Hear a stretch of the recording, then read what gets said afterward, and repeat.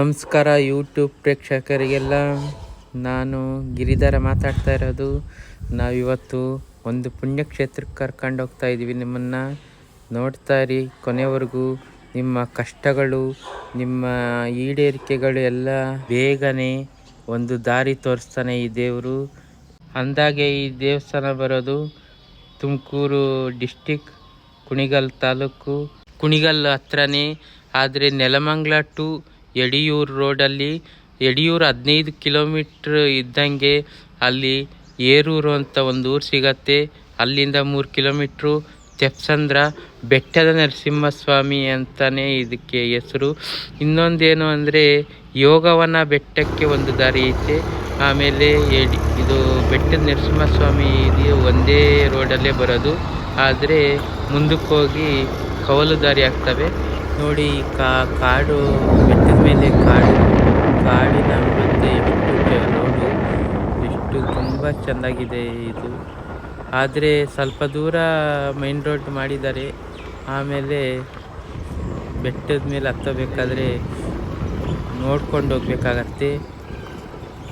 ಕಲ್ಲುಗಳು, ಗಾಡಿಗಳಿಗೆ ಅಡ್ಡ ಸಿಗ್ತವೆ. ಕಾರು, ಬೈಕು, ಆಟೋಗಳೆಲ್ಲ ಮೇಲಕ್ಕೆ ಹೋಗ್ಬೋದು. ಸ್ವಲ್ಪ ನಿಧಾನಕ್ಕೆ ಹೋಗ್ಬೇಕಷ್ಟೇ. ಕಾಡಿನ ಮಧ್ಯೆ ನವಿಲುಗಳು, ಆಮೇಲೆ ಚಿರತೆಗಳು, ಹಾಗೆ ಕರಡಿಗಳು, ಅಂದಾಗೆ ಇದು ಆನೆಗಳೆಲ್ಲ ಒಂದು 5-6 ಈ ಬೆಟ್ಟದ ಹತ್ರ ಓಡಾಡ್ತಾ ಇದ್ವು. ಅಂದರೆ ಒಬ್ಬರು ಇಬ್ಬರು ಹೋಗೋದು. ಗಾಡಿಯಲ್ಲಿ ಹೋದರೆ ಪರವಾಗಿಲ್ಲ ಹೋಗ್ಬಿಡ್ಬೋದು. ನಡ್ಕೊಂಡು ಹೋಗಬೇಕಾದ್ರೆ ಸ್ವಲ್ಪ ಜಾಗ್ರತೆಯಿಂದ ಹೋಗಬೇಕು. ನೋಡಿ, ಇಲ್ಲೊಂದು ಮನೆ ಕಾಣಿಸ್ತೈತಲ್ಲ, ಅದ್ರ ಪಕ್ಕ ಮೇಲಕ್ಕೆ ಮೆಟ್ಲು ಕೂಡ ಇದ್ದಾವೆ. 108 ಮೆಟ್ಲುಗಳು ಹೊಸದಾಗಿ ಮಾಡಿದ್ದಾರೆ.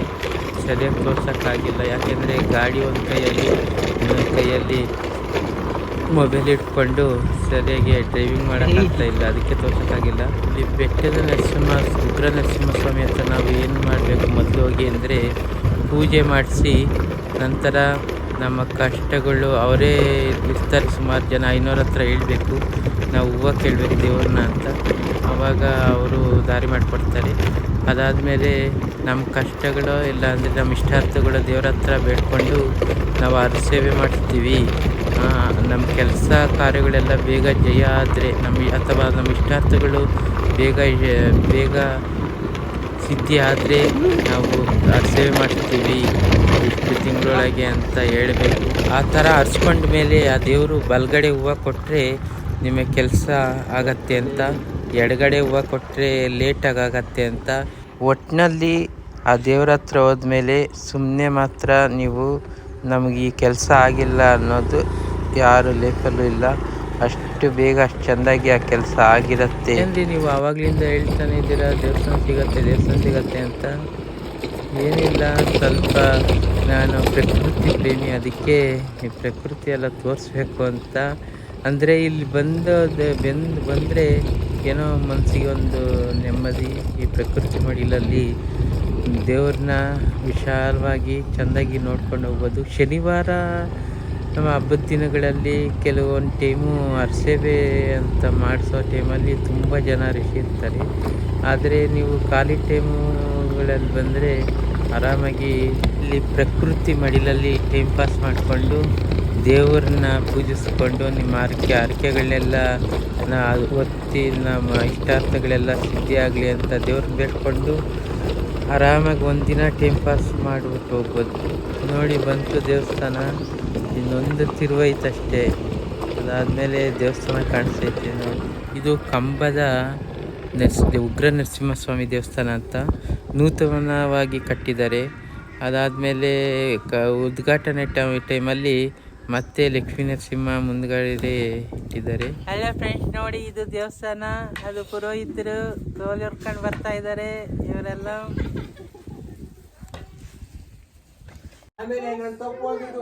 ಈ ಕಡೆ ನೋಡ್ರಲ್ಲ, ಈ ಕಡೆ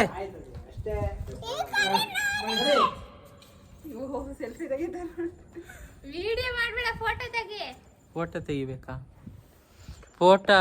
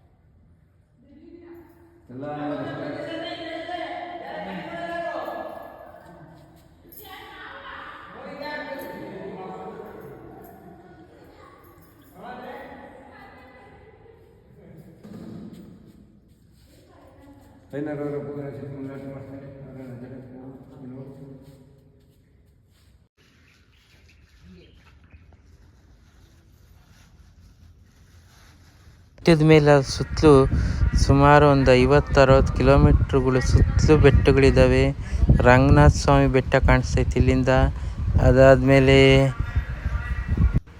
ಕುಣಿಗಲ್ ರಂಗನಾಥ ಸ್ವಾಮಿ ಬೆಟ್ಟ ಕಾಣಿಸ್ತೈತೆ.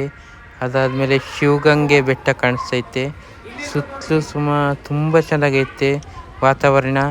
ಬನ್ನಿ ಒಂದ್ಸಲಿ ಭೇಟಿ ಕೊಡಿ, ನಿಮ್ಮ ಇಷ್ಟಾರ್ಥಗಳೆಲ್ಲ ಈಡೇರಿಸ್ಕೊಳ್ಳಿ. ಜೈ ಉಗ್ರ ನರಸಿಂಹಸ್ವಾಮಿ. ಉಗ್ರಂ ವೀರಂ ಮಹಾವಿಷ್ಣುಂ ಜ್ವಲಂತಂ ಸರ್ವತೋಮುಖಂ ನೃಸಿಂಹಭೀಷಣಂ ಭದ್ರಂ ಮೃತ್ಯುಂ ನಮಾಮ್ಯಹಂ. ಓಂ ನಮೋ ನಾರಸಿಂಹಾಯ ಹಿರಣ್ಯಕಶಿಪವಕ್ಷಸ್ಥಳವಿದಾರಣಾಯ ಸಂಬೋಧವಾಯ ಸಮಸ್ತದೋಷಾನ್ ಹನಹನ ಸರಸರ ಚಲಚಲ ಕಂಪ ಮತ ಹುಂ ಪಟ್ಟಂಟಣ ರುಜಿರಪಿತಾಯ ನಾರಸಿಂಹಾಯ ನಮಃ. ಜೈ ಹಿಂದ್.